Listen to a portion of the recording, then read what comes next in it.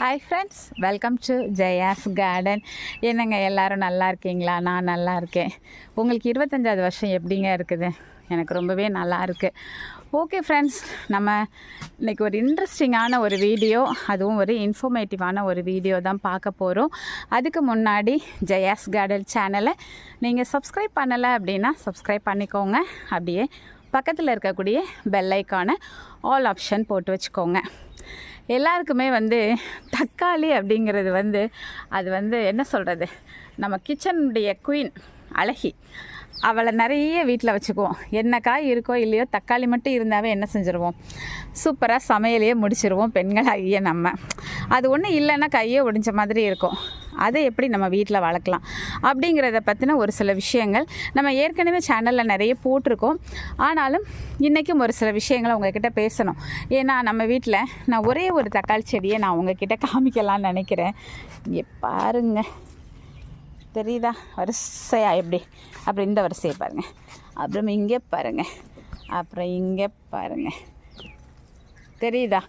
இவ ஒருத்தி போதும் நான் தக்காளி செடி எப்படின்னு சொல்லி எல்லா பக்கமும் இந்த மாதிரி தான் இருக்காங்க. இங்கே பாருங்கள், இவங்க ஒரு வெரைட்டி, இவங்க ஒரு வெரைட்டி, அப்புறம் இங்கே பாருங்கள், தெரியுதா? நிறைய கிடப்பாங்க தக்காளி செடி. எப்படி இந்த அளவுக்கு சூப்பராக வளர்க்கலாம் அப்படிங்கிறதுக்கு ஒரு சின்ன சின்ன டிப்ஸ் எல்லாம் கொடுக்க போகிறேன்.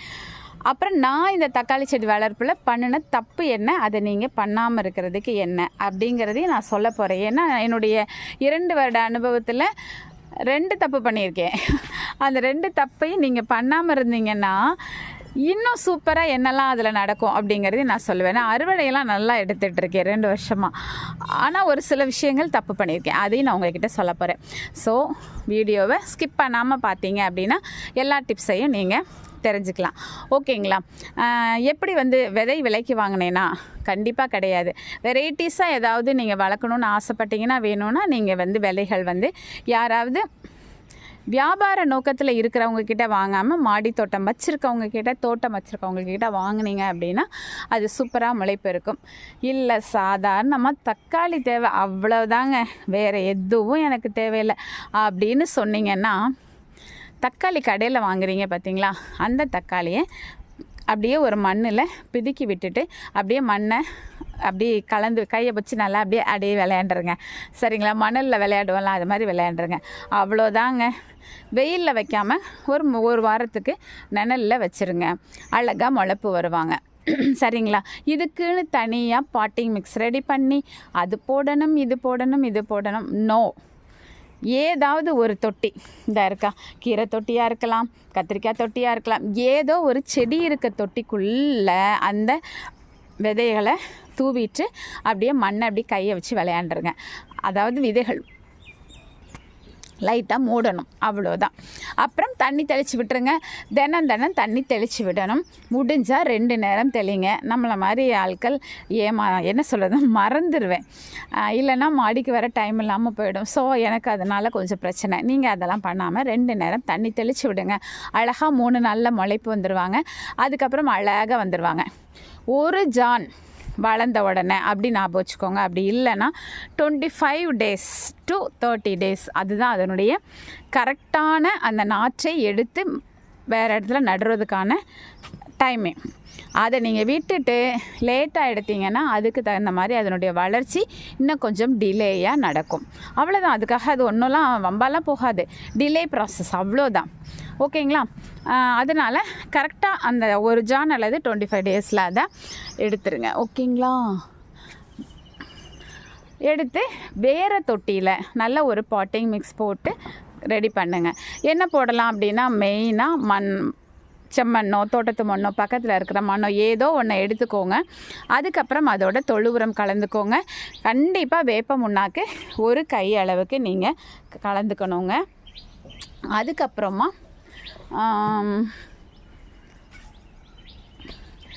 மாடி தோட்டமாக இருந்தால் கண்டிப்பாக தேங்காய் நார் கழிவு இருக்கு இல்லையா, அதை சேர்த்துக்கோங்க. அதுதான் பொல பொலன்னு இருக்கிறதுக்கு உதவும்.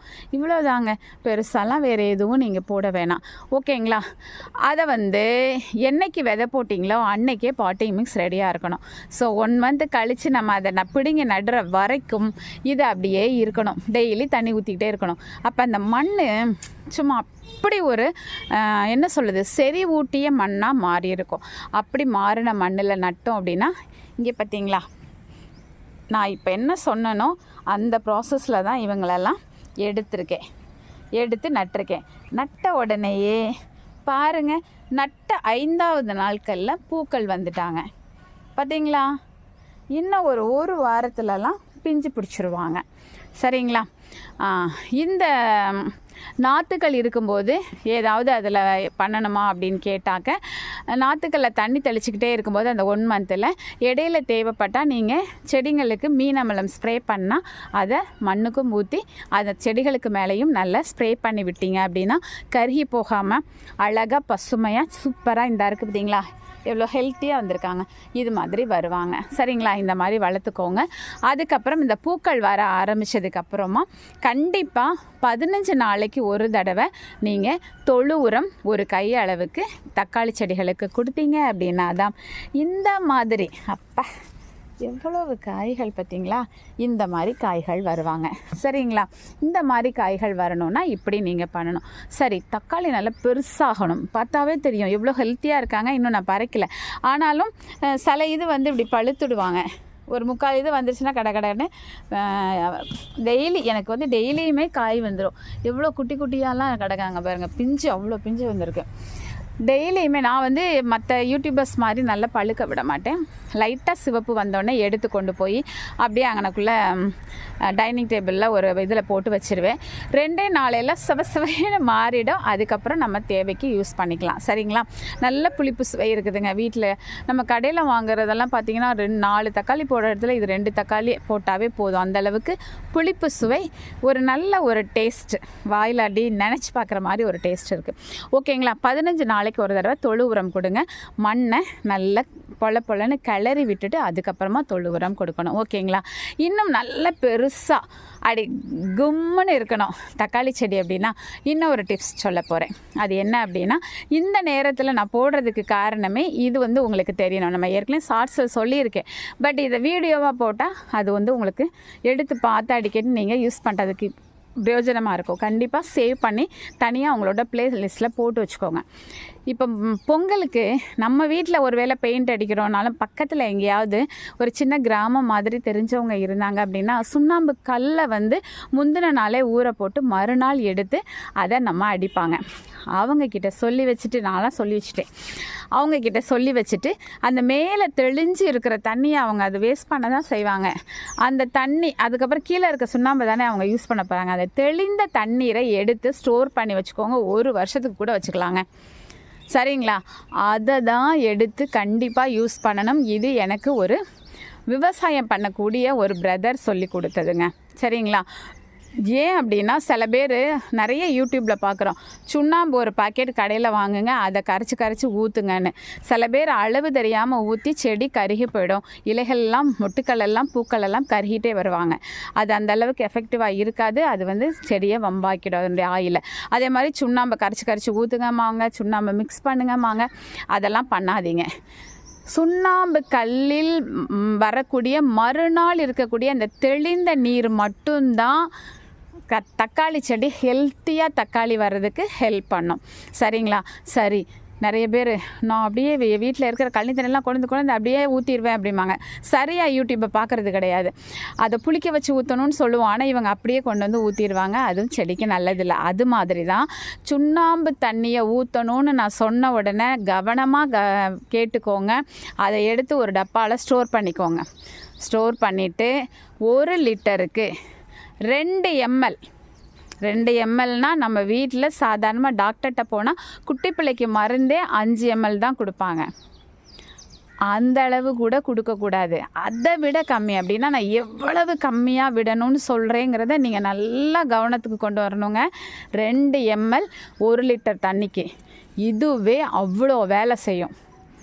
அதனால் அதிகமாகலாம் கொடுத்துடாதீங்க சரிங்களா. அந்த 2 ml எடுத்து 1 லிட்டர் தண்ணியில் கலந்து ஒரு செடிக்கு ஊற்றி விடுங்க. இவ்வளோ போதும். மாதம் ஒரு முறை இதே மாதிரி அந்த செடி காய்த்து முடிஞ்சு முதிர்வு அடைகிற வரைக்கும் இதை பண்ணினீங்க அப்படின்னா சும்மா செடியெல்லாம் சூப்பராக அறுவடையாக அள்ளலாங்க சரிங்களா. ஆமாம், நான் இதெல்லாம் நீங்கள் ரெகுலராக பண்ணுங்கள், அறுவடையை அள்ளுங்க ஓகேங்களா. இப்போ நான் என்ன தப்பு பண்ணியிருக்கேன்னு உங்ககிட்ட சொல்ல வேணாமா? அதை சொன்னாதான் அந்த தப்பை நீங்கள் பண்ணாமல் இருப்பீங்க. அப்புறம் இன்னும் ஒரு சில விஷயங்கள்லாம் சொல்ல மறந்துட்டேன். எப்போவுமே தக்காளி செடியில் சின்னதாக இந்த மாதிரி ஏதாவது இப்படி இலை வாடும். அப்படி வாடிச்சுன்னா அதை உடனடியாக ப்ரூன் பண்ணி விட்டுறணும். அப்படி இல்லைன்னா அந்த செடிகளில் ஃபங்கஸ் வர்றதுக்கு வாய்ப்பு இருக்குது. அது மாதிரி ஒயிட் கலரில் பூச்சி வந்தால் பார்த்து அன்னைக்கே தட்டி விட்டுறணும். 10 நாள் கழிச்சுட்டு அச்சச்சோ அவ்வளோவும் ஆகிட்டு நான் இந்த மருந்து அடிக்கவா அந்த மருந்து அடிக்கவான்னு தேடக்கூடாது. மருந்து அடிக்காவே இல்லாமல் செடியை வளர்க்குறதுக்கு என்ன வழின்னு பார்க்கணும் சரிங்களா.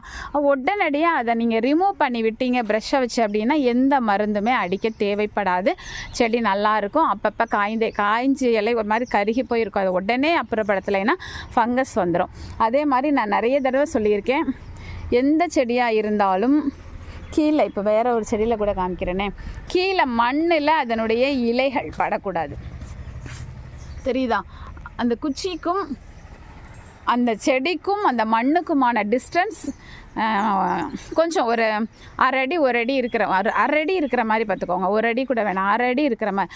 ஒன்றும் இல்லைங்க, இலைகள் அந்த மண்ணில் பட்டு தண்ணி ஊற்றும் போது அது கலந்து எல்லாம் சேர்ந்து ஃபங்கஸ் வர்றதுக்கு வாய்ப்பு இருக்குது. ஸோ எந்த செடியிலையுமே மண்ணிலிருந்து கிளைகள் வந்தால் அதை கட் பண்ணி ப்ரூன் பண்ணி விட்டுருங்க ஓகேங்களா.